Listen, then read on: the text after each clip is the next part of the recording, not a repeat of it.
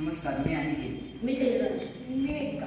आम्ही शहीद अभयकुमार सुरगंड पाटील विद्यालय गिरडोली या विद्यालयाचे विद्यार्थी आहोत. आम्ही वोकल फॉर लोकल या थीममधून टेम्परेचर कंट्रोलिंग फॅन हे उपकरण बनवले आहे.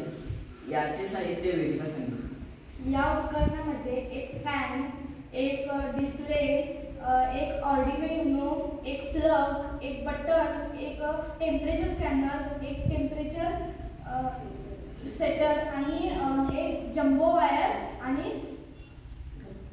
यासाठी आलेला खर्च 3000 रुपये इतका आहे. आणि याची वर्किंग आणि उपयोग तेजराज सांगेल.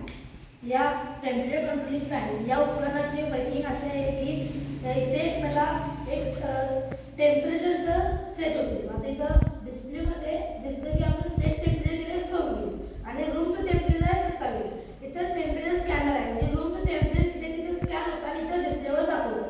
आता फॅन केव्हा चालू होणार तर 26 पेक्षा 27 म्हणजे उष्णता जास्त आहे, तर 27 जास्त आहे तिथं आपला फॅन चालू आहे. आणि जर इथं टेम्परेचर 26 पेक्षा कमी आलं म्हणजे 25-24 गेलं तर आपला फॅन हा ऑटोमॅटिकली बंद होईल.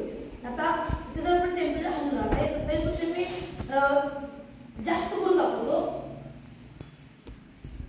इथं आपला 36 टेम्परेचर सेट केला आता रूमचा, म्हणजे त्या बोर्डसाठी मी 36 टेम्परेचर सेट केला आणि रूमचं टेम्परेचर आहे 27. तर फॅन आपला ऑटोमॅटिकली बंद झाला आहे. आपल्याला तिथं प्लग मधून किंवा बटन बंद करायची गरज नाही.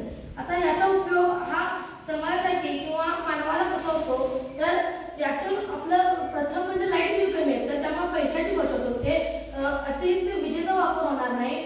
व जर आपण एखाद्या वेळेस फॅन चालू केला आणि बंद करायचं विसरलो तर जर टेम्परेचर कमी आलं तर ऑटोमॅटिकली हा पंखा बंद होईल व विनाकारण आपला फॅन चालू राहणार नाही. त्याचे उपयोग आहे.